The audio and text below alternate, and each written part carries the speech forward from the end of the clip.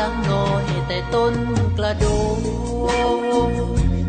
ข้างกองพงสายลมพัดมาหนาวใจอายให้นั่งซึมเศร้าหอดผู้สาวที่เจ้าจากไปอยู่ลูกไกลสามวัยเจ้าลืมสัญญา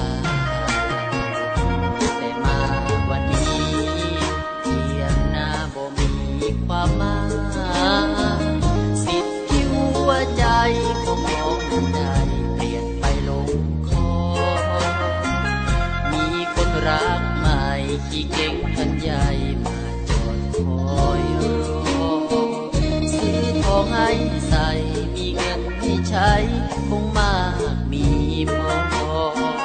เป็นสุขสิน้องลืมแล้วบ่ผู้ชายคนนี้วันใดวันใจถูกทิ้งผิดหวั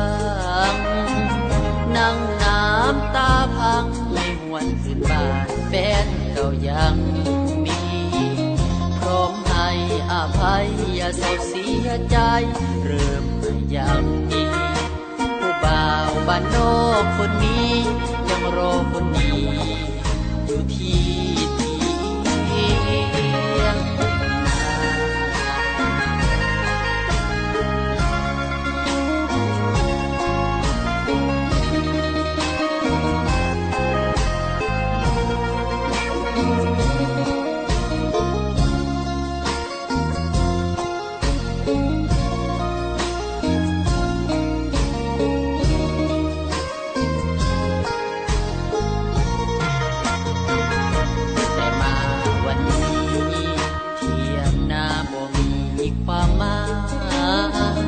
สิทธิ์ที่หัวใจ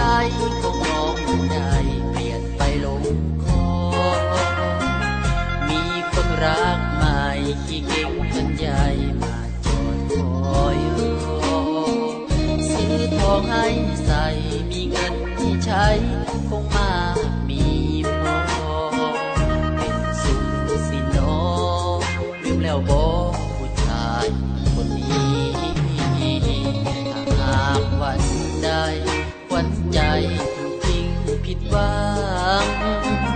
นั่งน้ำตาพังให้หวนคืนบ้านแฟนเก่ายังมีพร้อมให้อภัยอย่าเศร้าเสียใจเริ่ม